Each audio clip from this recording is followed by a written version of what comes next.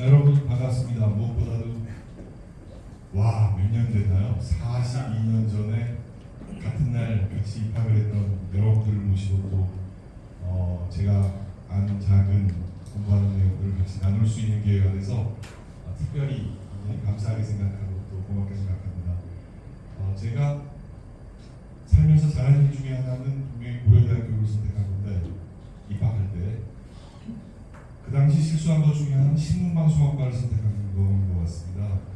여기 아까 좀 여쭤보니까 오늘 이 자리에 아무도 안 계시지만 신문방송학과 81학번이 76명이었던 걸로 기억하는데 여기 81, 9대 81 뽑으면 거의 없다 그러시군요. 그래서 제가 처음에 그러시는데 다들 어디 가서 뭐 하는지 모르겠습니다. 저희 동기들은 다들 뭐 잘 있고요. 저희가 입학할 때 고려대학교 정경대학 신문방송학과에 독립단위로 입학을 해서 남학생 한 60몇 명에 여학생 10명 나름 그때부터 우리끼리 재미있게 놀다 보니까 지금도 자기들끼리 굉장히 재밌게 놉니다. 자주 만나고 뭐 하는데 우리들끼리도 가끔 그런 이야기를 합니다. 우리 특히 8.1 동기회 전체 모임에 우리가 상당히 게으르다 그러면서 우리들끼리 핑계는 우리끼리 노는 게 재밌으니까 잘 안 가는 것 같다. 다음 기회에 우리 81학번 신문방송학과 동기들도 또 여러분들과 같이 만날 기회 있었으면 좋겠습니다. 오늘 제목은 챗GPT 할 결심이라고 우리 정혜정 씨랑 같이 의논을 해서 제목을 정했습니다. 저는 미디어학부 교수로 재직 중인데요.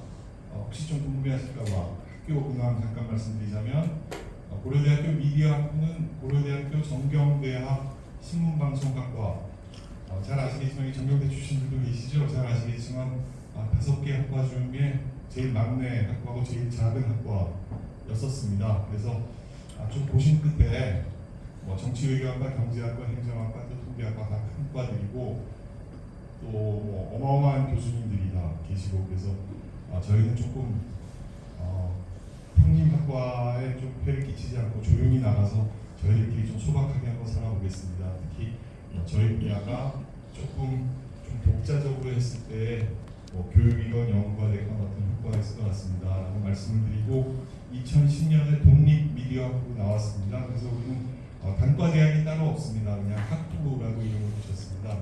그래서 정경대 바로 밑에 아주 조그만한 한 12층짜리 건물을 또 지을 수 있는 계기가 돼서 그걸 미디어관이라는 이름을 붙였습니다. 그래서 우리 정경대학 교수님들은 제 또래, 제 선배 선생님들은 아니 그 앞에 나가서 조그맣게 짓고 어떻게 해보겠다 그랬더니 12층짜리를 들어서 1조권을 하는 겁니다. 그래서 여전히 좀 지금도 그런 말씀을 하십니다. 그래서 신문방송학과가 우리 미디어학과가 됐고요. 저는 고려대학교에서 모교에서 감사하게도 학생들 가르치고 또 연구하는 일을 하고 있습니다. 제 주 전공이 새로운 미디어 테크놀로지, 새로운 미디어 테크놀로지가 우리 사회에 등장했을 때 우리 사회의 사회, 정치, 경제, 산업, 문화 측면에 어떤 영향을 끼치는가, 즉 새로운 테크놀로지와 우리 일상에 사는 현장과의 관계가 바로 제 주 전공 분야입니다. 따라서 저는 사실 챗GPT에 대한 강의를 하려면은 가장 적합하신 가장 우리 흔히 모실 수 있는 분들은 우리 고려대학교의 정보대학의 소프트웨어 전공 교수님들이 더 적합한 분이실지 모릅니다. 그런데 그분들이 말씀하시는 건 저도 가끔 이해하기 힘들 때가 많습니다. 그래서 오히려 제가 날지 모릅니다. 즉 새로운 테크놀로지가 우리 주위에 왔을 때 이것이 무엇을 의미하며 어떻게 활용할 수 있고 또 무엇을 어떻게 갖다 놓고 있느냐라는 영역이 제 전공이고요. 또 미디어 철학, 미디어 역사 강의도 하고 논문도 쓰고 연구도 하고 있습니다. 오늘 이런 이야기들을 좀 쭉 드리려고 해요. 챗GPT란 무엇인가? 그 다음에 챗GPT와 정보, 지식, 사실 이 관계는 무엇일까? 그 다음에 챗GPT를 통해서 우리가 무엇을 공부할 수 있을까? 저는 대학에 있으니까 학생들이 챗GPT를 어떻게 활용해서 공부할 수 있을까를 최우선으로 생각하겠죠. 그렇지만 현업에 계신 분들은, 자영업을 하시는 분들은, 혹은 직장에 계신 분들, 혹은 심지어는 여행을 계획할 때도 뭔가를 배워야 되는데 어떻게 챗GPT를 활용할 수 있을까? 챗GPT는 잘하는 게 있고요, 또 못하는 게 있습니다. 여기 계신 분들이 전부 자기 분야에서 일가를 이루시는 우리 동기들이시는 것으로 알고 있지만, 여러분들 우리 모두가 다, 저도 그렇고 우리가 다 모두 완벽하지 않죠. 우리가 잘하는 게 있고 또 못하는 게 있을 수 있죠. 챗GPT도 역시 마찬가지입니다. 토론을 한다. 우리가 학교에서 토론을 한다. 에세이를 쓴다. 여기서 말하는 에세이는 꼭 학생들이 과제로 하는 에세이뿐만이 아니고 어떤 글을 쓰는 게 포괄적으로 포함됩니다. 또 업무에서 일을 하는데 챗GPT를 어떻게 잘 활용할 수 있을까? 마지막으로 인간과 테크놀로지의 미래에 대한 이야기로 이야기를 마감하려고 합니다. 어느 날 갑자기 손님이 한 명 쑥 찾아왔습니다. 그리고 제가 있는 대학에도 손님이 찾아왔는데요. 2022년 작년이죠. 얼마 되지 않았습니다. 작년 12월이신데 오픈 AI라는 샌프란시스코에 기반을 한 소프트 회사에서 원래 챗GPT를 좀 개발하고 있었는데 이제는 본격적으로 GPT 3.5라는 이름으로 시장에 출시를 했습니다.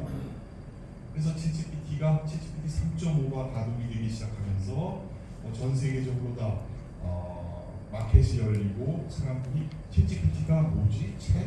챗GPT 이거는 뭐지? 궁금증을 갖게 됐습니다. 저는 말씀드렸지만 미디어 테크놀로지가 우리 일상과 삶을 어떻게 바꿔놓느냐에 대한 관심을 가지고 있는 사람이다 보니 그걸 피해갈 수가 없잖아요.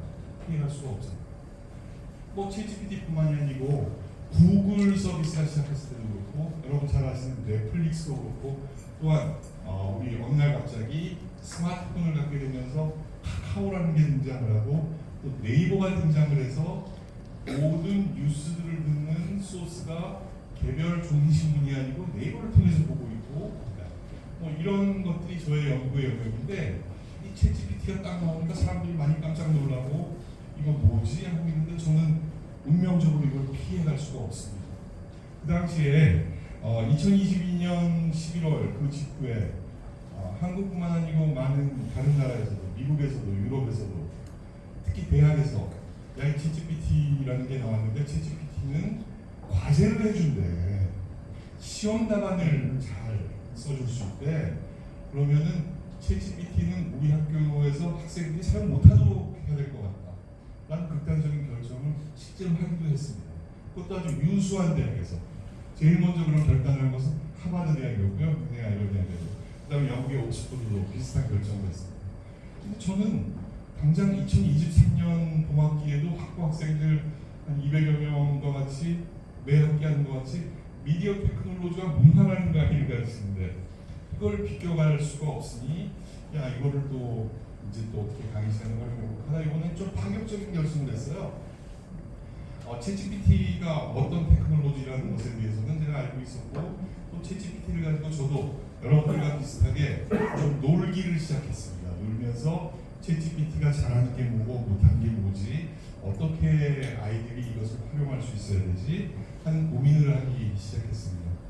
여러분 과거에 여러분이 학교 다니실 때 혹은 지금도 그러실지 모릅니다. 뭔가 좀 확인해야 될 사실이 있거나 정확한 지식이 필요하거나 정확한 정보가 필요할 때 여러분 뭐를 찾아보십니까?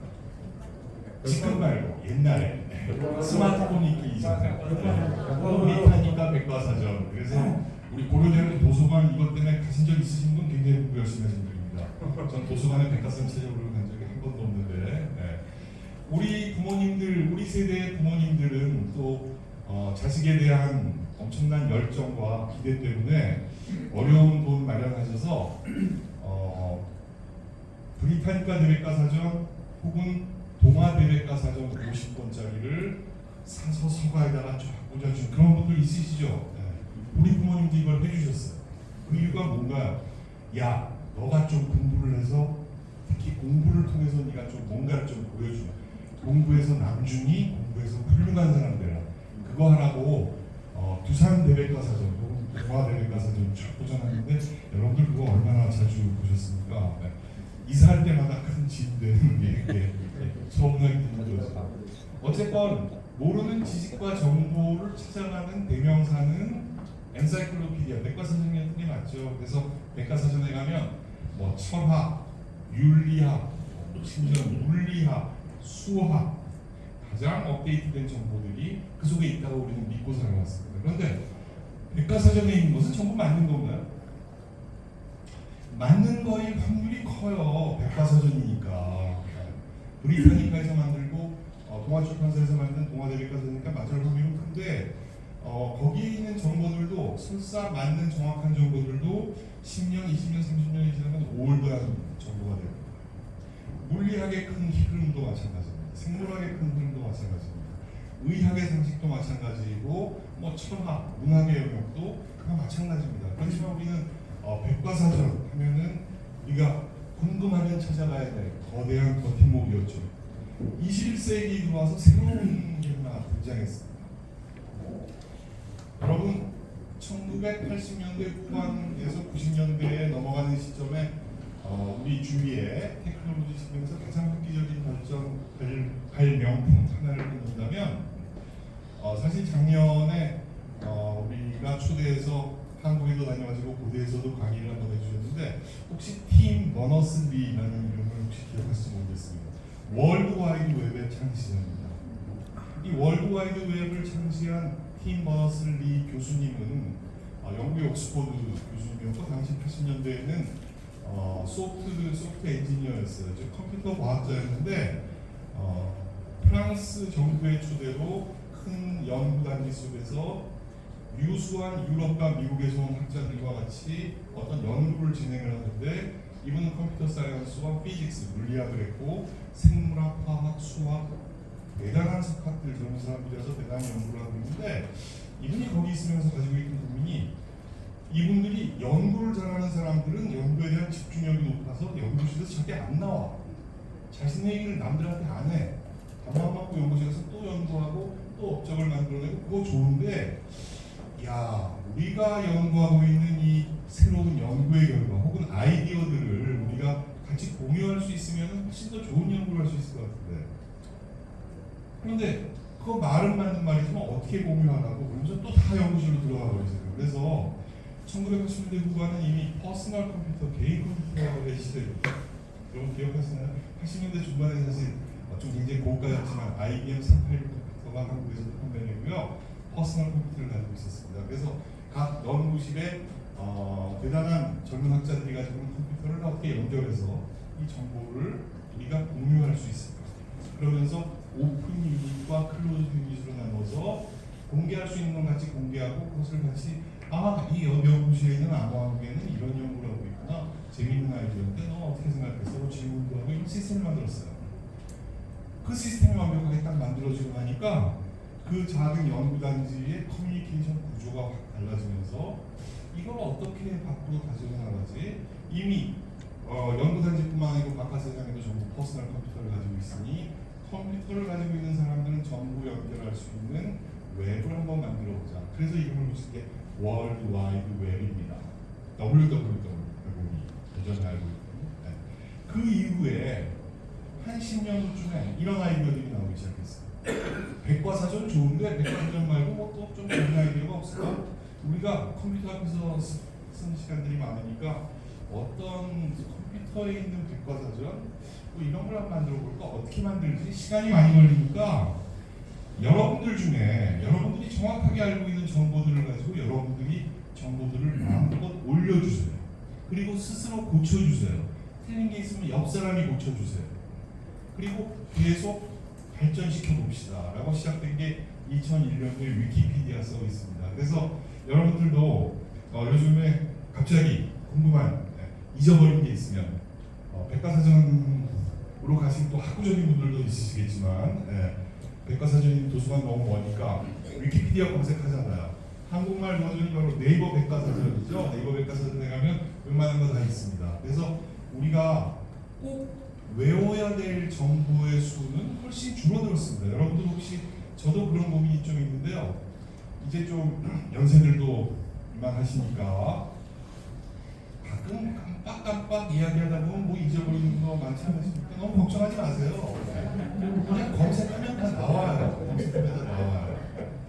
저도 제가 뭐 커뮤니케이션 미디어의 역사, 특히 역사를 강의하고 가르칠 때 저도 늘 헷갈려요. 늘 헷갈려서 프랑스 대혁명이 1789년이고 미국 독립선언이 1776년인 건 정확한데 그 이외에 18, 19세기로 가면 연도 계속 헷갈려서 자 한번 찾아보세요. 나폴레옹이 구텐베르그가 대양인쇄소를 만드는 거 한번 찾아봐요. 그러면 3초 안에 답이 들어와요. 그러면 학생은 교수님 모르는 거 내가 알았다 이럴지 모르지만 사실은 아무 크게 가치가 없는 정보들이 거기다 있으니까.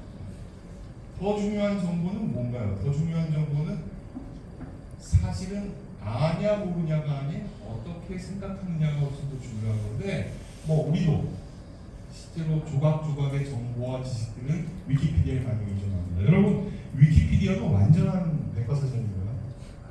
그렇지 않습니다. 위키피디아에 오류 많습니다. 또한 오류가 아니고 정확한 정보였지만 실제로 시간이 지남에 따라서 그 지식이 반으로 줄어든 경우도 많이 있습니다. 그 다음에 위키피디아는 정치적으로 굉장히 공정한가요? 제가 말하는 정치는 요즘 정치에 쓰이는 데서 오해가 있을 수도 있겠다. 진보 보수 이외에 여러 가지 측면에 우리 주위에 성별에 대한 문제 혹은 종교에 대한 편견 혹은 인종에 대한 편견 없나요? 위키피디아에 있습니다. 즉 편향되어 있고 정확하지도 않은 정보를 가지고 있지만 위키피디아를 그래도 쓰잖아요. 그 다음에 네이버 백과사전 그래도 우리가 이용하잖아요. 왜 그런가요? 우리 옆에 스마트폰이 있고 몇 번 클릭하면은 터치하면은 그냥 정보가 나와주니까. 따라서 뭔가 정확한 정보가 아니라 중요한 게 아니고 우리가 어떻게 잘 활용할 수 있을까? 틀리는 정보들은 고쳐서 쓰면 되죠. 그 다음 2022년 나온 또 새로운 서비스는 바로 챗GPT입니다. 여러분 구글 검색을 어떻게 하십니까? 위키피디아 검색을 어떻게 하십니까? 프랑스 대혁명 몇 년도 하고 물어보면 1789년 하고 답이 나올 겁니다. 아마. 자 그런데 그런 조각 정보 말고 프랑스 대혁명에 영향을 끼친 미국 역사에서의 큰 사건은 무엇이었나요? 라고 물어보면 우리 여러분 역사의 조예가 많으신 여러분들은 대개 다 이해하실 거예요. 옛날 세계사 공부를 했으니까. 그래서 아이러니하게도 식민지 국가였던 미국의 독립이 약 13년 후에 프랑스 대혁명에 영향을 끼쳤다고 역사가들이 이야기하죠. 하나의 학설일 뿐입니다. 그렇지만 많은 사람들이 받아주고 있는 지배적인 학설입니다. 그래서 위키피디아보다 훨씬 더 성능이 좋게 어떤 하나의 질문이 딱 주어지면은 앞뒤 전후까지 쫙 풀어서 번치 오브 인포메이션을 즉 정보의 묶음을 딱 전달해주는 새로운 무기가 등장했는데 이게 바로 챗GPT라는 서비스입니다. 사실 챗GPT는 하나의 상품명에 불과하고요. 챗GPT를 전체를 묶어서 챗GPT와 또 다른 이 테크놀로지와 같이 우리 그래서 여러 가지 이름을 붙이기도 하는데 제너러티브 AI라는 이름이 가장 보편적인 이름. 즉 뭔가를 생성해내는 서비스인데 AI에 기반을 두고 만들어내는 서비스가 아까 우리 강의 소개해주면서 말씀해주셨지만 마이크로소프트의 빙 챗GPT와 같은 거고요. 그 다음에 구글의 바드는 이야기꾼이라는 의미입니다. 음유시인 혹은 이야기꾼 바드, 구글의 바드. 그 다음에 한국에는 네이버에서 그동안 쭉 노력을 한 결과로 그냥 8월에 다시 한번 리오픈을 한 하이퍼클로버와 같은 서비스들이 전부 챗GPT의 큰 묶음인 생성형 AI에 해당됩니다. 챗GPT란 무엇인가요? GPT란 영어로 Generative, 즉 생성이라는 이야기죠. Generation 한다는 Generative Pre-Testing, 사전에 공부를 열심히 해서 그걸 가지고 뭔가를 생성해내는 트랜스포머, 즉 완전히 새로운 것을 만들어내는 기능을 하는 어떤 소프트웨어를 우리 GPT라고 이름을 붙입니다. 챗GPT는 말씀드린 바와 같이 오픈 AI가 개발한 인공지능에 기반을 한 흔히 LLM이라고 이름을 붙이죠. 거기다가 내추럴, 자연어, 우리가 통상 쓰고 있는 언어 체계의 라지 랭귀지 모델을 그 프로세싱을 통해서, 근데 그 프로세싱을 하는 방식이 대화를 통해서 하는 방식이라는 거예요. 그래서 라지 랭귀지 모델이 뭘까요? 우리 지금 대화하고 있는 이 내용들도 제가 언어를 활용하고 있습니다. 한국어 언어를 활용하고 있습니다. 요즘에 우리 굉장히 재미있는 거는 어떤 제 대학원 지도학생이 5년 동안 석사 박사과정까지 제 지도학생이었던 저랑 아주 가까운 여학생이 한 번은 제 연구실 앞에 메모를 붙여놨어요. 교수님, 오늘 오후 2시에 미팅하기로 했는데 15분 기다렸는데 안 계셔서 잊어버리신 것 같네요. 전화도 안 받으시네요. 나중에 다시 올게요 하고 써붙여놓고 근데 자기 이름을 안 썼어요. 그리고 누군가가 이렇게 써서 포스트잇에 붙여놓고 갔는데 이걸 보고 이게 누군지를 알 수가 없는 거야.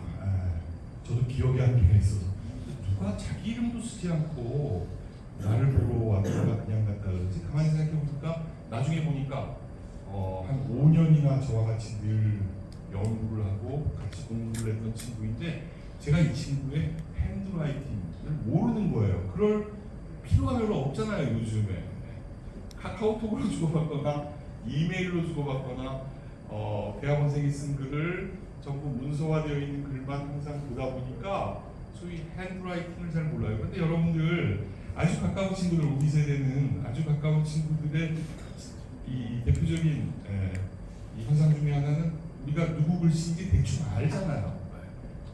특히 저 때는 여학생들의 글씨는 우리 다 완벽하게 알고 있었어요. 그 이유는 지금도 제가 기억해요. 저희 신문방송학과에 여학생 한 3세 서너 명이 없었으면은 학교를 졸업하기 힘들었습니다. 어쨌건 전부 핸드라이팅을 하는데 이제 핸드라이팅이 없는 시대잖아요. 즉 이제는 모든 소위 다큐멘테이션, 모든 글들이 전부 컴퓨터로 이루어지니까 생각해보세요. 여러분들이 하고 있는 모든 글들, 여러분들이 주고받는, 여러분들이 입력하는, 심지어는 조선일보, 동아일보 혹은 뭐 한겨레 신문 모든 신문에서 보도하는 내용들, KBS, MBC, 종합편성방송, 심지어 미국의 뉴욕타임즈, 워싱턴 포스트, 뭐 CNN의 보도 내용까지 전부 컴퓨터 안에 저장이 어딘가에 되어 있죠. 이 저장되어 있는 시스템이 바로 거대 랭귀지 시스템입니다. 그런데 이걸 어떻게 프로세싱을 할 거냐? 사실 핵심은 프로세싱입니다. 오늘 이야기는 제가 컴퓨터 과학자가 아니니까 제가 이해하는 선에서 또 여러분들을 위해서 아주 편하게, 아주 쉽게 이야기를 할게요. 자연어 학습이란 이런 겁니다. 자연어를 이런 식으로 컴퓨터는 배웁니다. 여러분, 맞는 말인가요? 교수는 가르친다. 맞습니까? 교수가 정말 강의만 하면 좋은 직업입니다. 근데 일반적으로 교수는 하면은 가르치는 사람, 이거 같다. 틀리지 않은 말이죠? 교수가 이 역할을 해야죠. 그러면 학생은 뭐를 합니까? 학생은 배운다. 우리 학생 시절에 우리 열심히 배우려고 노트 필기도 하고 열심히 배운 결과를 보여주려고 학생 노트 빌려서 카피한 거 가지고 또 외워서 시험도 보고 했잖아. 학생은 배운다. 여러분 여기 이의 있으십니까? 왜 이의가 없을까요? 교수는 가르치고 학생은 배운다는데 왜 이의가 없을까요? 다른 생각이 없을까요? 우리가 그렇게 믿고 있고 그렇게 많이 써왔기 때문이에요. 교수는 가르치는 사람이고 학생은 대학에 등록금 내고 가서 배우러 간다. 여기에 익숙해져 있어서 그래요. 그런데 제가 좀 다른 개념을 한번 써볼게요. 이건 어떻습니까? 교수는 연구한다. 교수는 연구한다.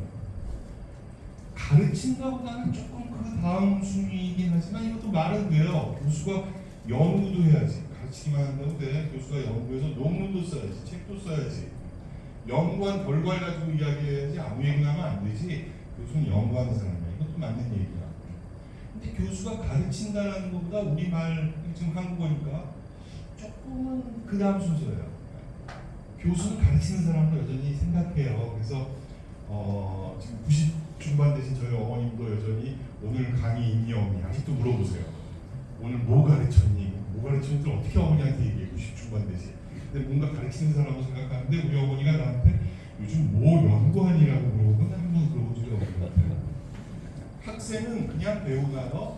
학생은 탐구하면 안 되나요? 뭔가 새로운 걸 발견하면 안 되나요? 꼭 학생은 교수님이 이야기해 주는 것을 잘 받아 적고 잘 외워서 답안지 옮겨가서 그래서 만점 받아야지 훌륭한 학생인가요? 학생은 교수님이 얘기해 준 것 이외의 것에 관심을 가지고 탐구하면 안 되나요? 돼요. 젊은이들의 특권이에요. 뭔가를 탐구해야 돼요. 맞지만 학생이 배운다, 학생은 탐구한다 중에 학생은 배운다가 조금 더 우리한테 익숙하죠. 왜 그럴까요? 교수는 문제를 해결한다. 이쯤 되면은 교수가 너무 오버하는 거 아니야? 이럴지도 몰라요. 교수는 그냥 열심히 가르치고 연구하면 되지 무슨 문제까지 해결해. 사회에 있는 문제, 혹은 과학기술의 문제, 새로운 무슨 자연현상을 설명하는 문제, 뭔가 문제를 해결해. 또 한편 보면 교수가 가르치고, 교수가 연구하고, 교수가 사회 문제, 혹은 공학의 문제, 의학의 문제를 해결까지 하면은 금상첨화죠. 자, 그렇지만 교수가 가르친다보다 연구한다가 조금 더 어색하고, 문제를 해결한다도 맞긴 하지만 조금 어색해요. 그런데 학생 보고 문제 해결하려면 요즘 학생들은 어떻게 생각할까요? 저는 문제 해결해 본 적이 없습니다. 제가 해결해 본 문제는 수능 문제밖에 없습니다. 수능 문제 해결은 제가 오지선다해서 정답 찾는 거는 제가 엄청나게 합니다만, 그걸 말씀하세요? 프로블럼 솔빙 이런 얘기를 하는 학생들은 오지 수능 시험 문제 답 찾는 그거 말이에요. 사실 그건 아니잖아요. 학생들도 우리 사회에 각종 사회 문제, 환경 문제, 재난이 닥쳤을 때 어떻게 대처할까, 소셜 미디어에 가짜 뉴스가 있는 문제는 어떻게 해결을 해야 될까, 같이 탐구할 수 있어요. 그렇지만 학생은 배운다, 탐구한다보다 조금 우선순위가 떨어져 보이잖아요. 조금 어색해 보이잖아요. 학생이 문제 해결해야 됨에도 불구하고. 라지 랭귀지 프로세싱의 프로세싱 바로 이걸 의미합니다. 즉 단어 간의 확률적인 연관성을 생각해요. 즉 교수는 다음에 가르친다가 나올 확률이 훨씬 높은 거예요. 연구하다 보면. 그 다음에 문제를 해결한다도 말은 되지만 또 조금 확률이 좀 낮아요. 그래서 라지 랭귀지 프로세싱이란, 즉 거대 언어 학습이란 가장 자연스러운 언어들의 조합을 만들어가는 거예요. 그리고 우리 이 소프트웨어 엔지니어링에서는 라지 랭귀지 시스템 연구에서는 프롬프트라고 이루어지죠. 즉 교수 다음에 가르친다가 나오는 게 정답 확률이 70% 이상이고, 그 다음에 연구한다 23%, 문제를 해결한다 3% 등등. 학생의 경우에는 문제를 해결한다가 더 떨어지죠. 자, 그러면 교수 얘기 나오면 가르친다고 시작할 확률이 커요. 그 다음에 학생하면 배운다고 하는 확률이 커요. 우리 이런 생각들을 우리 사회의 지배적인 생각이라고 이름했죠. 우리 언어 속에는 사회의 지배적인 생각들이 들어가 있는데, 재미있는 거는 챗 GPT, GPT의 시스템이 이걸 어떻게 학습하냐. 즉 먹는 음식 영양분이 뭐냐는데, 그 영양분은 거대한 저수지에 있는 모든 글자로 만들어져 있는 데이터를 전부 활용해요. 그래서 아까 말씀드렸지만 영어권에서는 또 뉴욕타임즈만큼 생각과 지배적인 생각을 잘 담고 있고 좋은 글들이 없죠. 그래서 또 뉴욕타임즈, 포린 어페어스, 내셔널 지오그래피 이외의 모든 논문, 모든 글, 문학 작품까지 공부를 하는데 챗GPT의 학습 능력은 엄청나요. 우리 학생 때 정말 진지하게 뭔가를 위해서 공부하실 때 여러분들이 큰 시험을 위해서 공부를 하시거나 학위를 위해서 공부하시거나 하루에 몇 시간 공부하셨습니까? 하루에 8시간 공부, 이거 사실 쉬운 거 아니잖아요. 하루에 2시간? 이것도 쉽지 않을 수 있어요. 챗GPT는 하루에 24시간을 일해요. 전기만 끝이 아니에요. 클럽을 공지 않으면 계속 공부해요. 토요일, 일요일도 안 쉬어요. 골프도 치러 가지 않아요. 계속 공부를 하면서 영어로 되어 있는 자료들을 전부 섭렵을 하면서 자신의 소위 프롬프트들을 만들어가는데, 머릿속에서 확률적으로 계산을 했을 때 교수는 다음에 등장하는 것은 가르친다의 확률이 65% 이상이다. 그러면 교수는 가르치는 사람이라고 표현할 확률이 큰 거예요. 교수는 문제 해결하는 사람인 것도 맞는데, 교수가 문제 해결한다는 것은 가르친다는 것보다 조금 어색하니까 그 확률이 10% 미만일 수 있어요. 이게 모아져서 자신의 이야기를 하는 것이 바로 라지 랭귀지 시스템, 라지 랭귀지 프로세싱의 아주 쉬운 정의입니다. 어떤 한 단어가 나오면 그 다음에 무슨 단어가 따라 나오면 그걸 바로 프롬프트라는 이름을 붙여요. 별로 어려운 개념 아니죠. 자, 그러다 보니까 여러분 이 얘기 쭉 들어보면 어떤 생각이 드세요? 챗GPT가 쓰는 글은 무난하기 쉬워요. 별로 큰 오류를 만들지 않아요. 우리가 생각하기에 깜짝 놀랄 만한 정보가 깜짝 놀랄 만한 새로운 아이디어가 나오기는 쉽지가 않아요. 그래서 챗GPT는 굉장히 보수적일 수밖에 없어요. 굉장히 조심스러워. 실수하지 않으려고 해요. 우리 많이 배운 사람들은 벼가 익을수록 고개를 숙인다라는 옛날 말도 있잖아요. 챗GPT가 더 비슷한 것 같아요. 챗GPT가 사람이 아니니까 겸손하다고 볼 수는 없지만 엄청나게 많은 것을 알고 나니까 틀리지 않는 방향으로 어떻게 이야기를 할까라는 보수적인 이야기 방식에 굉장히 익숙합니다. 슬라이드의 순서가 좀 바뀌어서 앞부분에 나올까요? 그 챗GPT가 어느 정도 인기인가 하면 여러분 페이스북 아시죠? 페이스북이 사용자 100만 명까지 가는데 걸린 시간이 한 10달에 걸렸습니다. 인스타그램 요즘 젊은이들은 페이스북 많이 안 씁니다. 여러분들도 인스타그램으로 이미 갈아타신 분들도 많을 거고 인스타그램 2달 반, 챗GPT는 5일 만에 100만을 돌파했어요. 지금은 한참 올라갔다가 조금 내리막이라 그러지만 아주 안정적으로 전 세계 1억 6천만의 사용자를 가지고 있습니다. 자, 대학에 있으면서 챗GPT를 피해갈 수가 없는 하나의 테크놀로지 이걸 어떻게 활용해 볼까? 하버드와 옥스퍼드에서 잠깐만 이거 뭔지 모르겠는데 애들이 표절할 우려가 있으니까 사용 금지하고 있을 때 저는 금년 3월에 조금 선언을 했어요. 첫 시간부터 학생들에게 챗GPT를 어떻게 활용하는지 이게 미디어 테크놀로지와 문화를 강의하면서 이걸 피해갈 수가 없으니 같이 만들어라. 챗GPT가 뭔지는 설명을 했지만 챗GPT가 어떻게 활용될지는 같이 겪어보면서 실험을 해보자. 그래서 그 이야기들을 제가 밖에 나와서 하기도 하고 하다 보니 KBS에서 어느 날 찾아와가지고 좀 저랑 같이 아주 재미있는 젊은 기자가 찾아와서 실험 한번 해봅시다. 학생들에게 챗GPT를 활용해서 시험을 봤을 때와 챗GPT를 활용하지 않았을 때 교수님 스타일의 시험에 학생들의 답이 어떻게 다른지 내가 한번 해보고 싶다. 그래서 그런 비슷한 실험을 했어요. 어떤 학생들은 챗GPT를 사용하면 성적이 올라. 제가 말하는 이 시험은 에세이예요. 글을 쓰는 시험인데, 즉 제가 어떤 질문을 하면 어느 정도 길이의 자신의 생각을 쓰는 그런 질문에 또 어떤 친구들은 챗GPT를 열심히 활용했지만 제가 볼 때 챗GPT를 활용하지 않았던 답안지와 거의 차별화가 되지 않아요.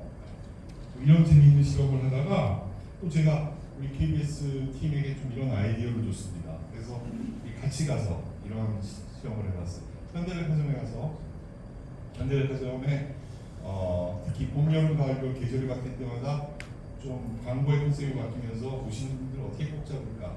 그 안에서 또 이 소위 카피라이터들이 있는데 현대백화점 커뮤니케이션 팀, 압구정동 커뮤니케이션 팀에 우리 같이 가서 거기에 챗GPT는 아니지만 역시 라지 랭귀지 프로세싱에 의해서 학습을 한 소위 챗봇을 소개를 해줬어요. 그 챗봇의 이름은 루이스였어요. 그래서 어느 날 한 10명이 한 팀이 되어 있는 이 커뮤니케이션 팀에, 즉 이번 봄철 세일을 위한 광고 카피를 어떻게 만들까 연구하고 있는 카피라이터 팀에 루이스가 들어왔어요. 루이스는 입사하기 직전에 약 10,000개 정도 되는 한국말로 되어 있는 잘 만들어진 백화점 광고 카피들을 연습을 시켰어요.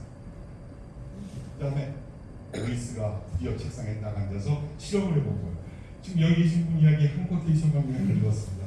입사 9년차 된 카피라이터가 챗봇인 소위 루이스가 열심히 학습한 결과로 이번에 우리가 팔 상품은 영광굴비야. 영광굴비인데 이거 어떤 컨셉으로 식품 전에 어떤 광고가 나가는 게 있어?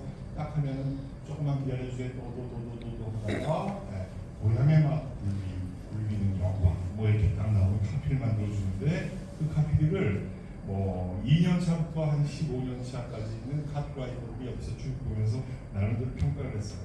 여기 계신 분의 평가는 적어도 2년 차는 된 것 같아요. 아주 신조는 아니에요. 네. 그러니까 그 옆에 있는 사람은 어머 저도 3년 차인데 저보다 나은 것 같아요. 루이스가 제 자리를 차지할지 모르겠어요. 좀 더 열심히 하겠습니다. 이런 이야기를 들고 왔어요. 즉 현업의 현장에서도 또 대학에서도 이제 챗GPT는 참 피해가기가 힘든 것 같아요. 그래서 사실 챗GPT 할 결심이라는 제목은 KBS랑 작업을 하다가 나온 또 하나의 카피였습니다. 그걸 우리 같이 이야기하다가 우리 정혜영 씨가 그거 쓰죠? 그거 재밌습니다. 해가지고 우리 카피를 썼습니다.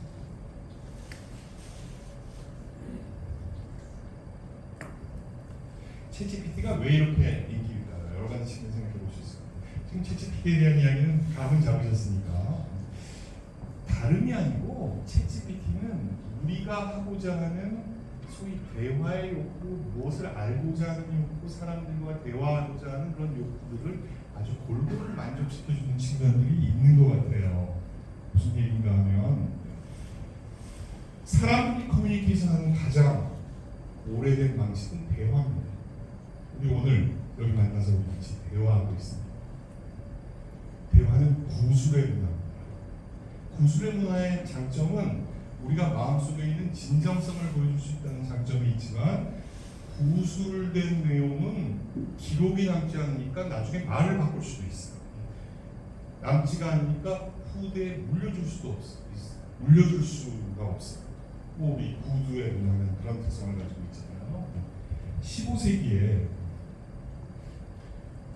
독일의 구텐베르크가 대량 활자 수를 발명하고 그로 인해서 성경, 문학작품, 잡지, 신문의 대량 국제가 가능해지면서 이제는 문자 시대가 됐어요. 즉 활자 문화가, 리터러시가 오랄리티를 대체하게 됐습니다.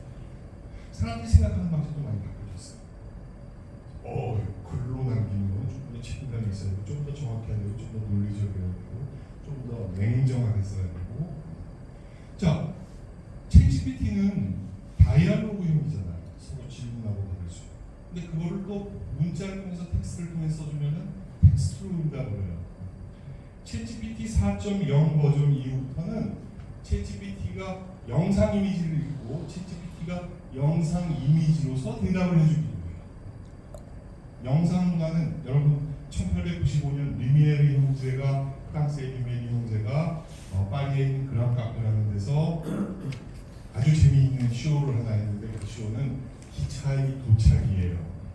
다름이 아니고 모션 픽처의 시작이에요. 스틸 사진들을 1초에 8장씩 혹은 16장씩 막 돌려보면 사람들이 뛰는 모습을 그대로 보여줄 수 있지 않을까?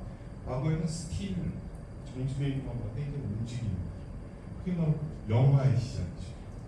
그 다음에 전자 미디어의 등장으로 20세기로서 TV의 시대가 열리게 됐습니다. 자, 챗GPT 4.0 버전부터는 소위 영상 시대를 재현해주기도 해요. 일단 마지막으로는 상호작용 문화입니다. 즉, 아까 말씀드린 팀 버너슬리가 1989년도에 월드와이드 웹을 만든 이후에 우리가 이메일을 교환하고 구글에 물어볼 수가 있고 서로 상호작용할 수 있는 새로운 커뮤니케이션 시대가 열렸는데 또 챗GPT가 그 특성도 가지고 있습니다. 그런 의미에서 챗GPT는 오픈 AI가 라지 랭귀지 프로세싱에 입각해서 만든 새로운 모델이긴 하지만 결국은 대화하기 원하는 사람, 글을 써서 남기기 원하고 글을 써서 논리적으로 표현하기 원하고 평가하기 원하는 활자의 문화, 그 다음에 이미지로 승부를 하는 영상의 문화, 서로 상호작용하는 문화. 사실은 미디어 테크놀로지가 역사 속에 등장하고 있는 모든 것들을 굉장히 골고루 다 갖추고 있는. 자, 이 이유는 뭘까요? 챗GPT가 정말 스마트한 거는 사람들이 가지고 있는 대화하고자 하는, 말하고자 하는 욕구와 사람들이 하고자 하는 쓰여져 있는 문서로 확인하고 논리적으로 표현하고자 하는 욕구와 또한 사람들이 이미지로 보여주고 이미지에서 감동을 받는 그 현상들과 사람들이 서로 대화를 하면서 이메일을 주고받고 카톡을 주고받으면서 상호작용하는 모든 사람들이 가지고 있는 커뮤니케이션의 모든 패턴들을 하나의 몸에 다 담아낸 것이 바로 챗GPT 혹은 GPT 저희 삼성형 AI 테크놀로지가 가지고 있는 특성인 것 같아요. 채찍이 어디에 활용할까요? 이런 거 한번 해봤습니다. 여행할 때 계획하는 걸 한번 해봤거든요.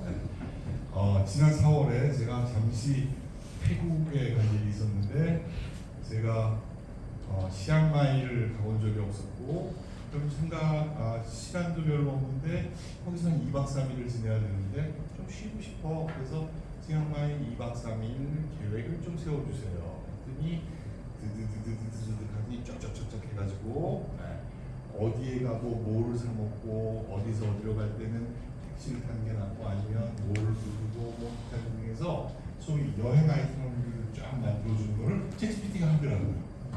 여행업 큰일 났습니다.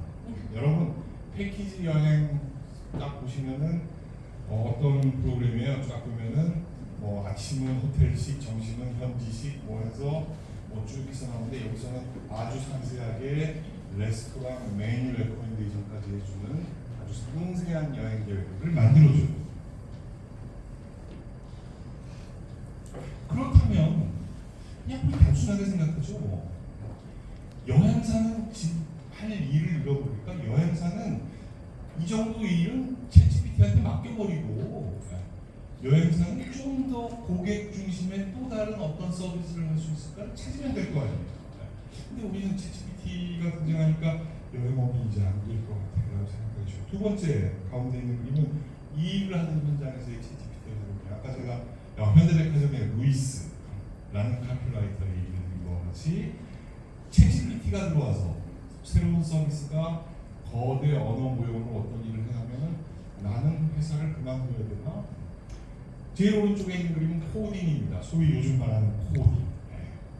그래서 초등학교 때부터 애들 코딩 연습시키자. 그런데 특히 굉장히 예민하게 반응하시는 분들이 바로 코딩 가르치는 소프트웨어 전공 교수님들이 챗GPT와 가장 가까운 전공을 하시는 엔지니어링 하시는 교수들이 제일 많이 놀랐어요. 야, 코딩을 애들이 배워야 되는데 내가 어떤 분석을 하기 위해서 거대 데이터 프로세싱을 하기 위한 코딩을 해줘. 그러면 챗GPT 그냥 해오거든요. 에러도 없이. 그러면 선생님들은 교수님들은 깜짝 놀라죠. 그래서 하버드 대학과 옥스퍼드의 교수님들도 특히 코딩, 엔지니어링, 매스매틱스, 수학, 물리학 이런 문제를 푸는데 기계가 해주면은 너네가 연습을 안 할 거 아니야. 그래서 잠깐 정지해놨어요. 제 생각은 달라요. 코딩을 왜 사람이 일일이 합니까? 코딩의 원리를 알고 있으면 챗GPT한테 시키세요. 그 다음에 어떤 작업을 해야 되고 제품 개발을 위해서 혹은 공장 자동화를 위해서 혹은 국가 정책의 수립을 위해서 뭐 대학교의 새로운 커리큘럼의 개발을 위해서 챗GPT가 하지 않는 창의적인 일을 그 사이에 하고 있으면 되거든요. 그런데 사람이 기계랑 경쟁을 하려고 해요. 아니 내가 이거 하는데 2시간이 걸리는데 얘가 10초 만에 이거를 해야 한다면 나는 진 거 같고 얘를 우리가 데리고 들어오면 안 되고 학생들이 이걸 배우면 학생들은 너무 숙제를 쉽게 교수님들이 자존심 상하는데 학생들이 너무 숙제 쉽게 하는 거예요. 제가 좀 교수해보니까 알겠어요. 학생들이 너무 쉽게 답안지를 쓰면 좀 자존심 상할 때도 있어요. 교수님들이 자존심 때문에 그럼 학생들은 비효율적인 방식으로 공부해야 되니까 그건 아니거든요. 그래서 저는 코딩 챗GPT가 잘하는 거 시키세요. 여행 계획 짜는 거 챗GPT가 잘하는 거 시키세요. 업무도 마찬가지고요. 그 다음에 메디컬 유저 챗GPT 의학 정보들도 여러분들이 이미 여기 혹시 미래 출신 분 계십니까? 네. 의사 선생님들도 계실 수 있죠. 의사가 아닌 일반 환자의 경우고 보호자로서 의사 선생님을 만나러 갈 때 요즘 의사 선생님들이 가장 당혹스러워하는 게 뭔지 아시죠? 너무 많이 알고 오는 거야. 구글과 위키피디아와 네이버에서 뭐 쭉 해가지고 교수님, 뭐 의과대학 교수님께 가서 이거 보니까 조금 간 수치가 높고 신장은 이렇고 하니 이런 약을 처방하면 좋겠습니다. 그러면 교수님 새로 나온 약이 있는데 그건 왜 안 돼요? 그거 왜 안 주세요? 막 이러면 이제 교수님한테 짜증난다 그래요. 일반적인 내용들 챗GPT가 대답해 줄 수 있는 거 교수님들 짜증내지 마시고 그거는 챗GPT한테 맡기고 교수님들은 한 걸음 더 나간 메디슨, 한 걸음 더 나간 수술 방법, 한 걸음 더 나간 처방을 위해서 뭘 해야 될지를 좀 더 창의적인 일에 시간을 쏟으면 되거든요. 그런데 사람이 사람인지라 막 짜증 나기 시작하죠. 사람은 더 중요한 일을 하면 돼요. 여러분 러브레터 요즘에는 써보신 적 없습니까? 우리 남성 요새는 그 쓸 일 없습니까? 네. 그런데 심지어는 사랑을 고백하는 편지를 쓰는데도 챗GPT는 활용될 수 있습니다. 근데 제가 좀 실험을 해봤어요. 저 나름대로 혼자 재밌게. 제가 전혀 잘 모르고 오늘 저녁에 만난 아무아무개에게 제 사랑을 고백하고 싶어서 아무아무개 보내는 편지를 좀 잘 써줬으면 좋겠어. 그런데 난 딴 거 모르고 그 상대방은 키가 얼마고 머리가 길고 뭐 이거밖에 몰라. 근데 알아서 써줘. 그러면은 챗GPT 써줘요. 나름대로 또 소설을 써요. 소설을 쓰는데 내가 읽어봐도 그 소설로 쓰여진 그 러브레터가 큰 호소력은 없어 보여요. 그런데 제가 조금 늦게 결혼해서 결혼한 지 29년 됐습니다. 근데 29년을 아이 엄마와 살다 보니까 제가 훤히 알죠. 그래서 저의 아이 엄마 이름은 아무아무개고 몇 년생이고 과거에 이런 일을 했었고 아이가 몇 명이고 나랑 이런 일이 있었고 하얀 장미를 좋아하고 빨간 장미는 싫어하고 빨간 고기는 먹지 않고 야채를 좋아하고 백미밥은 절대 안 먹고 현미밥만 먹고 제가 얼마나 힘들겠어요 집에서. 그래서 이런 얘기들을 쫙 해서 조각조각의 정보들을 쫙 넣어주고 편지 써줘요. 화장실 갈 틈도 없이 편지가 쫙 나왔는데 그걸 그냥 우리 집사람에게 목사에서 보여줬더니 눈물이 나요. 어쩌면 나를 이렇게 당신밖에 이런 편지를 해줄 사람은 없어. 왜냐하면 좀 여러분 들어보시면 취향이 독특하잖아요. 빨간 장미가 아니고 하얀 장미 좋아하고 백미 절대 안 먹고 현미 먹고 그거를 아주 시적인 러브레터를 딱 해준 그 편지 먹히더라 할까요? 즉 러브레터를 쓸 때도 활용은 할 수 있지만 내가 얼마나 아느냐에 따라 달라요. 그냥 막연히 오늘 길에 가다 본 멋있게 생긴 여성, 잘생긴 남성에게 보내는 편지 하나 만들어줘. 그러면 뭘 쓰긴 쓰는데 그 남자 혹은 그 여성이 다가왔을 때 절대 가슴이 뭉클해지지 않습니다. 마지막 챗GPT를 공부에 어떻게 활용할 것인가? 챗GPT가 잘하는 것, 못하는 것을 챗GPT가 굉장히 순진해요. 챗GPT의 소위 커버 페이지에 들어가면 영어로 명쾌하게 내가 잘하는 게 뭐고 내가 못하는 게 뭐지 또 고백을 해줘요. 그것도 가만히 읽어보면 또 맞아요. 그 고백에 좀 귀를 기울이면서 공부에 활용해보자. 저는 클래스에서 이런 식으로 활용해왔습니다. 학생들에게 저는 무엇을 아느냐가 중요한 게 아니고 특히 위키피디아에 있는 거를 내가 그걸 왜 또 가르쳐야 돼? 그건 알아서 찾아보고 생각하고 고민하고 토론할 수 있는 주제들을 내주다 보니까 학생들에게 매 클래스가 끝나면 그 주제에 맞춰서 토론 과제를 주는데 그 토론 과제를 여러분들이 생각하기 전에 챗GPT는 뭐라고 얘기하고 있냐 볼까요? 그럼 아이들이 챗GPT가 쓴 이야기를 쭉 읽어보고 조금 참고는 되지만요 전 그걸 바탕으로 제 글을 쓰겠습니다.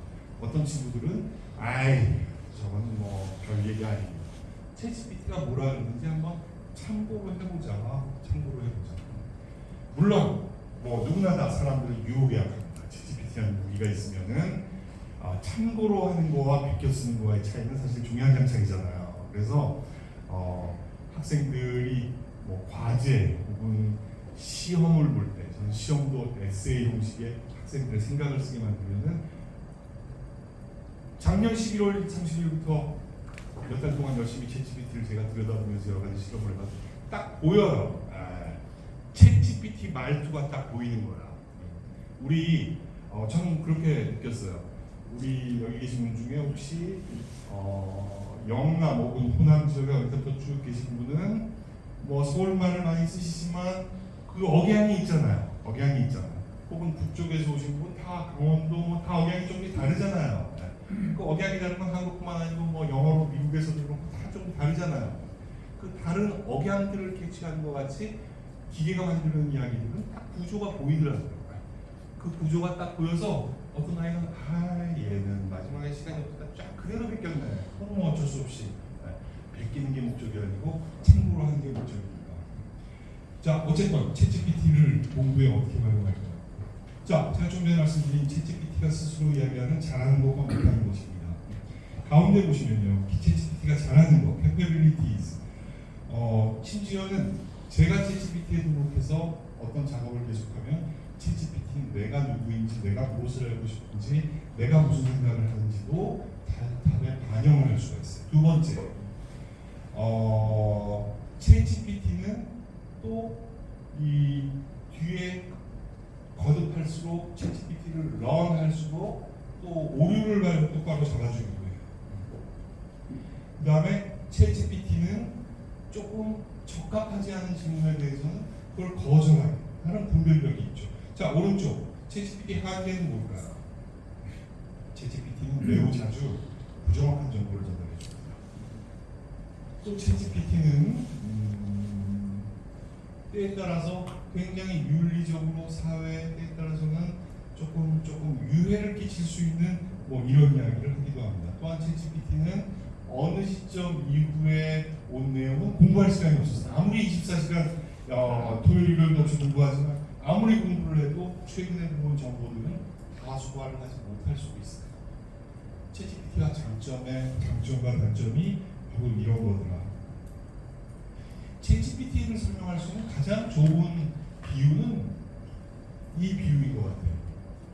스토캐스틱이란 말은 통계학적인 혹은 확률론적인 이란 이야기죠. 아까 제가 말씀드렸습니다. 어떻게 어떤 프랑트가 그 다음 단어로서 나올 확률이 몇 퍼센트인가 계산을 하고 있어요. 나름대로. 그런데 그 계산만을 계속하다 보니까 뭔가 이야기는 하는데 같은 이야기만 계속하는 거예요. 즉 확률론적으로 확률이 높은 이야기만 계속 되풀이하는 거예요. 마치 앵무새 같이. 그래서 스토캐스틱 패널과 같은 챗GPT 이런 표현으로 설명합니다. 때에 따라서는 우리가 맥주 한 잔 정도는 괜찮은데 맥주 소주 섞어가지고 몇 잔 먹고 난 다음에 무슨 이야기를 할 때는 술 안 먹은 사람이 옆에 있다 보면은 무슨 얘기는 진짜 먹는데 계속 얘기하네 2시간에 뭐 이런 경우는 해보신 적 있으시죠? 옆자리에 있는 사람이 술을 안 먹을 수만 아는 거고 같이 술을 먹으면 같이 모릅니다. 그런데 때에 따라서 저는 그런 경험이 있어요. 특히 커뮤니케이션, 사람들의 소통 이런 데 늘 관심 가지고 있다 보니까 저도 어떤 때 조금 마시지만 제가 술 전혀 안 하고 술 많이 드신 분 한 두세 분이 계속 이야기하는 거 보면 A, B, C가 서로 다른 이야기예요. 전부 자기 집 아이들 이야기를 하고 자기 집 아이들 이야기하고 그 다음에 또 다른 이야기하고 물어보지도 않고 자기 얘기만 계속하는데 한 3시간 소주 맥주 많이 드시고 집에 갈 때는 오늘 너무 대화를 즐겼어 이러고 다 집에 가세요. 사실 대화라기보다 그냥 얘기하는 거 아니에요. 일종의 취해서 하는 이야기죠. 챗GPT도 술에 취해요. 마치 마약에 취한 것 같이 횡설수설 우리말로 아무 말 대잔치를 해요. 아무 말 대잔치. 그래서 우리 학생들에게 좀 이런 질문을 해봤어요. 시험에 어떻게 활용할까라는 생각을 하면서 몇 가지 질문을 해봤는데 어떤 시험에 챗GPT를 활용할 수 있을까? 여기서 시험에 활용한다는 것은 우리가 일상에 어떻게 활용할 수 있고 어떤 때는 활용가 있는가와도 사실 좀 시사하는 바가 있습니다. 가장 일반적인 시험의 유형이 우리가 익숙한 시험의 유형이 우리 1980년에 다 치렀을 우리 때는 그 시험을 학력고사라고 했습니까? 예비고사라고 했나요? 연합고사, 예비고사. 네. 340점 만점 시험을 다 치르셨죠. 340점 만점 시험을. 그때 사지선다였습니다. 그런데 여러분의 자녀 세대, 1994년 이후에 대학을 들어온 94년도에 수능이라는 게 생겼으니까 1994년 이후에 대학을 들어온 아이들은 오지선다형 시험을 합니다. 이 사지선다나 오지선다나 공부 열심히 하면 다 맞는 거지 무슨 말이 할지 모르지만 사실 사지선다와 오지선다가 굉장히 달라요. 선택이 하나 더 태어난다는 거는 요즘에 특히 대통령이 막 세게 지적하신 킬러 문항은 가장 적합한 것은 A, B, C, 그다음에 D는 A, B, C 다 맞음, E는 다 틀림. 이러면 그냥 헷갈리게 돼 있는 거예요. 소위 이런 거를 킬러 문항이라고 하고 분별력이 굉장히 높은 학생들을 잘 구별해내는 시험 문제라고 이야기를 해요. 근데 저는 사실 이런 시험 문제 대단히 싫어해요. 제가 아마 그 예비고사 성적이 별로 안 좋아서 그랬는지도 몰라요. 요즘에는요, 여러분 그거 아시죠? 여러분들 그 당시 우리 만점이 몇 점이었는지 기억하십니까? 우리 예비고사 8081학번 때 340점이 만점이었어요. 왜 340점인지 모르겠지만 340점이니까 만점이야. 체력장 20점 포함해서. 그러면 하루 왼종일 앉아서 320문제 사지선다를 찍고 오는 게 일이잖아요. 여러분 몇 개씩 틀리셨습니까? 여러분 기억하세요? 그 당시 340점 기준 시험에서 해마다 난이도에 따라 다르겠죠, 물론. 그렇지만 300점이라는 점수는 그건 가문의 자랑이었어요. 300점이면 좋은 점수, 굉장히 좋은 점수. 그래서 뭐 원하는 데 얼마나 된다고 할 수 있는 우등생의 표준이 한 300점. 그러면 몇 개 틀린 거예요? 320문제를 하루 왼종일 아침부터 저녁까지 찍어서 40개 틀리면 300점이에요. 40개 틀리면. 그거를 100점 만점으로 제가 계산해 보니까 86점쯤 돼요. 즉 100점 만점으로 하면 한 86점만 맞아도 300점, 좋은 점수, 뭐 좋은 대학 갈 수 있고 원하는 다 할 수 있었어요. 그 당시에는. 요즘 아이들은 3개, 4개 틀리면 쓰러진다 그러다가 8개, 9개, 10개 틀리면은 내년에 한 번 더 해. 푸는 문제 수는 한 300개 정도 비슷하네요. 조금 수는 조금 적다 그러지만. 그러니까 요즘 아이들이 뭐예요? 맞는 거 가장 적합한 거 찾아내는 거예요. 선수인 거예요. 근데 제가 좀 미안하지만 또 고려대학교 뭐 미디어학부가 됐건 옆에 과가 됐건 제 강의를 들고 오서 학부 학생들 보면 다 그 레벨에 가까이 가 있는 아이들인데 아이들에게 좀 가슴 아픈 이야기를 때에 따라 필요할 때는 좀 해줍니다. 여러분 오지선다 시험에서 100점 만점에 97.8점 맞았죠. 그죠? 그거 하느라고 수고 많았어요. 근데 오지선다에서 정답을 찾는 기술이 인생에 몇 번 더 필요할까요? 몇 번 필요하지 않습니까? 물론 뭐 토플 시험, 토익 시험 이런 게 존재하지만 아마도 운전면허 시험까지 딱 보면 그 다음에 필요하지 않을 겁니다. 여러분들 다 현업에서 뭐 회사에서 큰 직장에서 혹은 자영업을 하시면서 예술문화 분야에서 다니고 하시면서 그렇게 모든 일들이 오지선다, 사지선다로 끝나는 게 뭐 몇 개인가요? 그래서 저는 사지선다, 오지선다는 이런 시험 문제를 내는 것은 교수로서 좀 죄악이라고 생각해요. 안 그래도 이것만 하고 온 아이들에게 세상에 가장 적합한 답은 5개 중에 있는 것 같이 생각해서는 어디 조직에서, 기업에서 자신이 무슨 연구자가 돼서 혹은 뭐 어떤 판단을 할 때 어떤 도움이 될 수 있을까? 그래서 저는 이런 유형의 시험 문제는 별로 안 좋아하는데요. 오지선다, 사지선다, 챗GPT는 잘 맞춥니다. 두 번째 이런 형식이 있어요. 즉 뭐뭇에 대해서 약술하세요. 뭐뭇에 대해서 설명하세요. 이런 단순한 약술 문제. 세 번째 유형은 여러분의 생각을 천천히 앉아서 좀 써보세요. 논리적으로 이야기하고 여러분들이 하고자 하는 이야기를 여러분들이 갖고 있는 팩트들을 바탕으로 한번 이야기를 해보세요. 그래서 챗GPT에게 에세이를 써보라고 주문을 했어요. 서로 두 가지 서로 다른 질문을 주었어요. 하나는 이런 거예요. 우리 오늘 했던 얘기 중에 쉬운 예로 백과사전, 위키피디아, 챗GPT는 어떻게 다른가요? 뭐 이 정도는 그렇게 난이도가 높은 문제는 아니잖아요. 그죠? 백과사전은 저기 도서관에 있었고요. 위키피디아는 인터넷에 있고 챗GPT는 새로 나온 건데요. 생성형 AI고요. 챗GPT는 인간 감각의 21세기적 확장이다 라는 주장에 대해서 어떻게 생각하시나요? 사실 더 중요한 건 생각하는 거 아니겠어요? 첫 번째 문제는 저는 지식은 지식인데 형식적인 지식이라고 하는데 형식적인 지식은 백과사전 가서 위키피디아 가면 다 찾아볼 수 있어요. 형식적인 지식은 챗GPT도 잘 맞춰요. 그런데 아까도 말씀드렸지만 그렇게 유용도가 높지는 않아요. 다 있기 때문에. 과거에는 지식 하나를 알기 위해서 도서관까지 열심히 가서 카드 긁고 들어가서 거기 가서 찾아서 해야 되지만 요즘에는 손에 있잖아요. 여러분들 손에. 지금도 다 여러분들이 금방 검색하시면은 나오잖아요. 그걸 왜 외워야 돼요? 여러분들 요즘에 전화번호 몇 개 외우고 계십니까? 아마 우리 친구가 많기로 유명하신 우리 강전찬 학생님이 계시는데 제 전화번호 못 외우죠.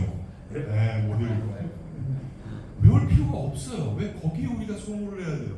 우리 전화번호를 못 외우니까 이상해 스마트폰이 나를 바보 만들어서 생각할 게 아니고 전화번호는 스마트폰에 맡기시고 다른 일을 하면 되는 거 아닌가요? 그 다음에 스마트폰 잃어버릴 때는 큰일이 있습니다. 그것도 다 클라우드에 저장하면 돼요. 그러니까 너무 걱정하지 마시고 이제는 전화번호 외우는데 너무 신경 쓰지 말고 그 시간에 다른 작업을 하면 어떨까? 그 다른 작업이 바로 암묵적 지식이라는 영역입니다. 예를 들어서 제가 오늘 어떤 이야기를 하고 싶어서 GPT에 대한 슬라이드를 만들었습니다. 근데 제가 오늘 갑자기 못 왔어요. 갑자기 무슨 일인지 못 왔어요. 그래서 제가 어떤 분께 부탁을 했어요. 이 슬라이드 그냥 그대로 좀 전달해 주세요. 여러분들이 제 슬라이드를 쭉 보면은 제가 한 얘기가 똑같습니까? 그건 아니잖아요.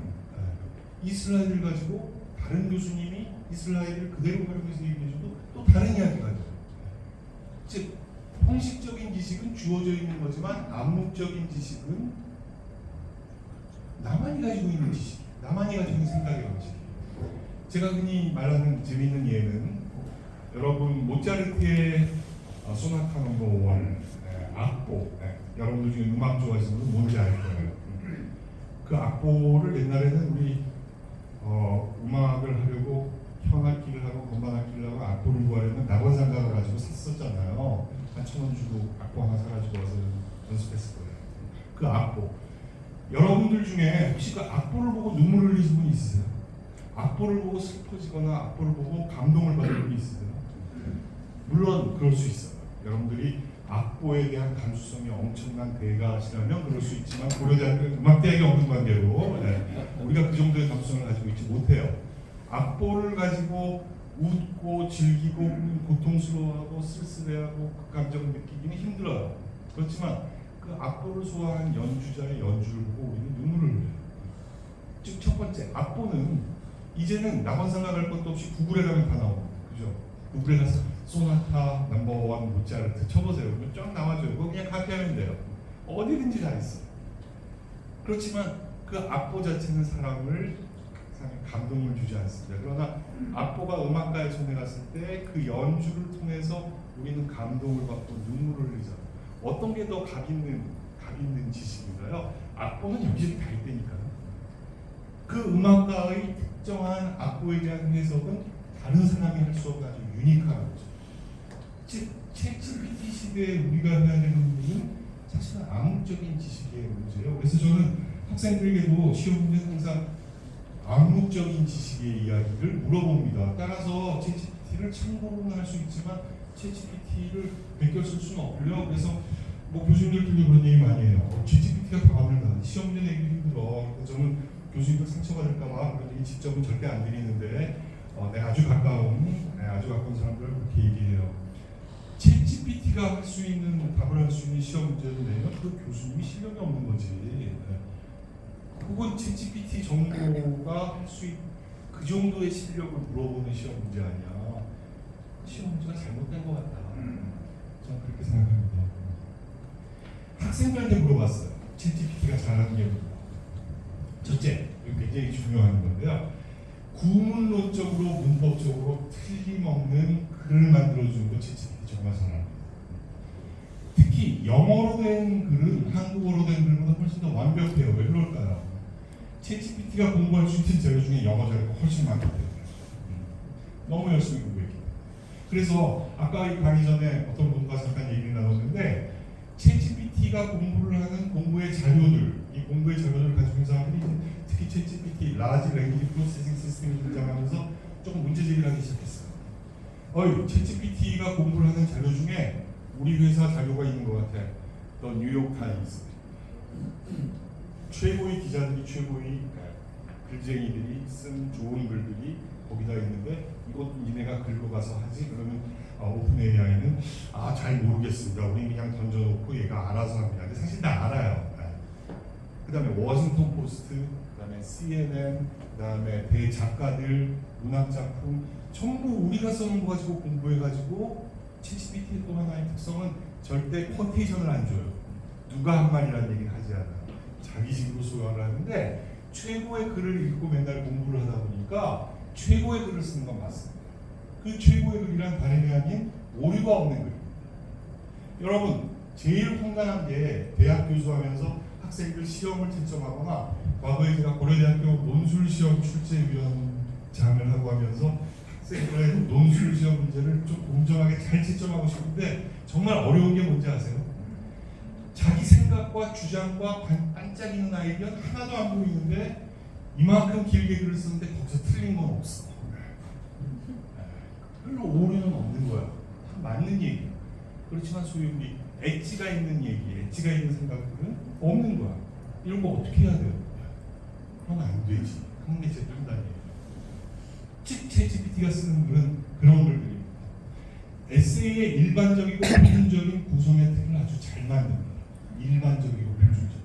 항상 문제의 제기부터 시작해서 1, 2, 3, 4 결론까지 딱 만들어줘요. 다양한 주장을 굉장히 균형적으로 서술해야 했어요. 아까 제가 말씀드린 게 보수적이라는 이야기예요. 자, 이 요건들 오류가 없고 일반적이고 표준적인 구성에 맞춰서 균형적으로 서술하면은 그게 잘 쓰여진 글일까요? 학생들이 생각하는 챗GPT가 잘못하는 거, 특수한 사례를 깊이 토론하는 거는 잘 못해요. 그래서 아주 일반적인 이야기만 계속해요. 그래서 아까 제가 확률론적인 앵무새라는 이야기예요.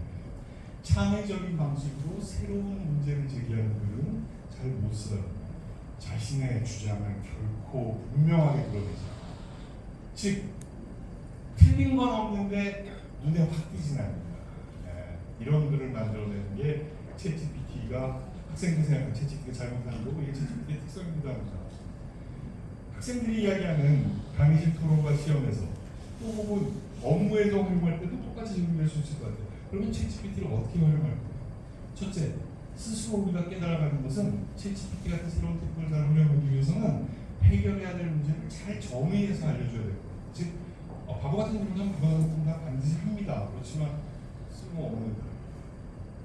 우리 통계학을 공부할 때 이런 이야기하죠. 뭐 통계학뿐만 아니고 뭐 경제수학, 경제통계를 공부해도 통계는 데이터만 들어가면 답은 나옵니다. 개비지가 들어가면 개비지가 나와요. 그렇지만 좋은 데이터가 들어가고 좋은 데이터 처리가 이루어져야지 좋은 답이 나오죠. 해결해야 될 문제가 잘 정의되지 않으면 챗GPT 활용이 준비가 안 돼 있는 거고요. 그 다음에 아주 논리적이고 구체적인 질문을 줄수록 챗GPT는 더 답을 잘하는 경향이 있고 챗GPT를 절대적인 챗GPT가 아닌 절대적인 진리라고 생각하고 교수님 노트 베끼듯이 그렇게 해서는 좋은 글을 쓸 수 없고 챗GPT는 그냥 한 명의 도움이 혹은 조교 혹은 대화의 상대 정도로 생각해야 된다. 제가 금년 12월, 1월, 2월에 챗GPT를 연구실에 앉아서 계속 챗GPT 가지고 이야기하는데 어떤 대학원생들이 와서 농담삼아 그런 이야기를 했어요. 나 요새 챗GPT랑 노느라고 너무 바쁜데 얘가 좀 미안한 얘기지만 웬만한 대학원생보다 늘 옆에 있어서 대화를 해주고 뭐 맞던 틀리던 계속 대학원생들, 학생들은 내가 무슨 얘기하면은 답이 뭘까를 생각하느라고 답을 잘 안 해주잖아. 챗GPT는 거침없이 답을 해주고 그러니까 내가 생각하는데 많이 도움이 돼. 그래서 나는 챗GPT에게 나를 도와주는 도움이, 즉 대학 용어로 조교 수당을 좀 줬으면 좋겠어. 조교 수당을. 그래서 월 대학원생들이 받는 것만큼 수당을 줬으면 좋겠는데 가능할까? 그랬더니 어떤 순진한 박사과정 학생이 직접 행정실 가서 물어보고 왔대요. 그래서 답 받아오는데 한 며칠 걸렸대요.